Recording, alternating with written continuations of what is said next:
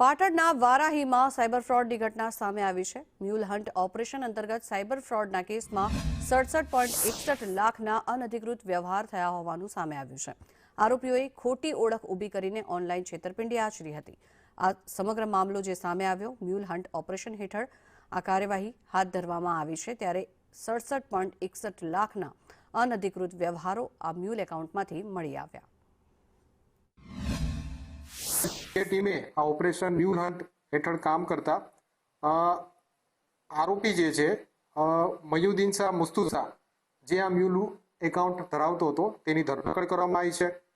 તપાસમાં એ પણ બહાર આવ્યું હતું કે જે આ ખાતાધારક છે તે એના મળતિયા શોએબ ખાન ઉર્ફે એસા રસૂલ ખાન જાતે જત મલિક ની સાથે મળીને આ આખી જે કોન્સ્પિરસી છે એ ઘડી હતી।